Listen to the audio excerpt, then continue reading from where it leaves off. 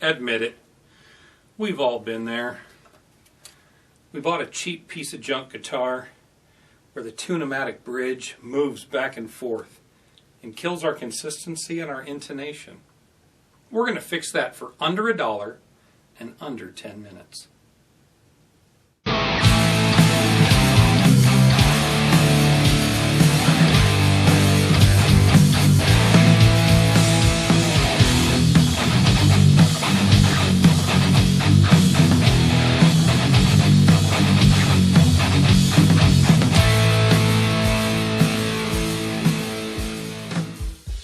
A couple of weeks ago, I gave you the video on the Firefly guitar. The Firefly guitar had a problem that a lot of Tune-O-Matic bridges have. Let's first off look at the pieces and parts of a Tune-O-Matic bridge. We have what we call the sleeve. This is what presses into the body and holds all of our hardware. The next is the stud. The stud screws into the sleeve, and the bridge portion itself sits on top of the stud, and we adjust the threads down or up for the string height that we want on the guitar. Here's the problem with the Firefly. Here's the problem with a lot of guitars that are, how do we say, economically priced or come from overseas. Even when you're threaded in, the threads are not tight in the sleeve. This makes the whole Tune-O-Matic bridge shift back and forth. And the Firefly, I got all the intonation right with everything aimed and pushed forward toward the pickup, which is great. You got your string tension on there, everything's right, I got all the intonation right, everything sounded great. Can you play it that way? Absolutely. Can you make it better? Absolutely. I did two things. We're going to talk about one that you can do today. If you want to do the other one, you can't fix it for $1, but you can fix it and make it even better. I had a corner of this E here that was hitting my hand and kind of poking me. It was really sharp. So I got a file and I made that nice and rounded. Then I found that the pin on the D was real sharp and it was trying to cut through the string. Sometimes that happens on these cheapies.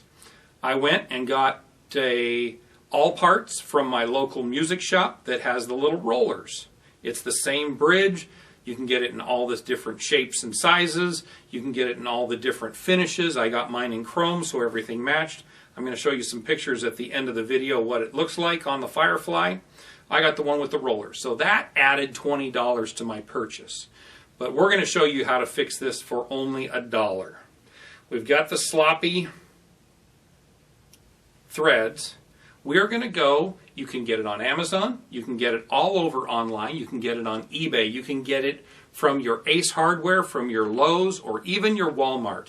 It is called Teflon tape, sometimes called plumber's tape. What is its purpose? Its purpose is to fill the voids, anything that might be in the nooks and crannies of the threads, so when you put two together, there's nothing that can leak out of it. That's why plumbers use it. Now, Teflon tape, sometimes called plumber's tape, is white. It's easy to work with.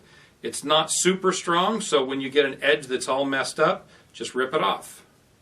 As I can't rip it because it's too short and I can't grab it. How awesome. So you just rip it off. Got a nice new one. You always roll the threads in the direction you're going to screw them in. Why? When you screw it in, you want it to pull against the tape. You don't want to unroll the tape as you screw it in, so don't ever screw it backwards. Take the stud, and as you're pushing the direction that the threads would go, wrap the tape on it. Normally you want 3 or 4 wraps. If you use better tape, you need less. For propane, use the good tape. Don't buy the junk. For a guitar, buy the junk. It almost doesn't matter. It's a little thinner. You need to put a couple more wraps on there. I put 8 wraps on my Firefly to make it work. If you're using cheap, you might need about 10. Cut it off. Now screw it in. You don't want it to screw in really hard. You want to still be able to take your fingers and with the fine adjuster still screw it in, but now it doesn't move. It doesn't move on the sleeve. You've got I've got a Gibson 1976 first year of the Silver Burst made in February up there. Took all the strings off of it and found that the posts moved just a little bit. I didn't need to put 8 wraps. I put about 3. Now that Gibson does not move. The intonation is perfect. But even a 1976 Gibson Les Paul may have a little bit of this. Put your tape on it. Fix it. You get that consistent, and it's kind of like stainless steel frets. You get it right and you never have to touch it again. You get your intonation right with this thickness of this gauge of string, and you're going to be right. Throw that on there. Get your string height, because that's what the threads do. As you're screwing it in, your string height's lower. As you're taking it out, your string heights are a little higher.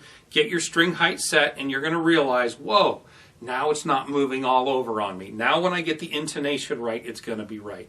So let me show you some pictures of what it looks like with the rollers on my new Firefly guitar, which again, 20 bucks from all parts.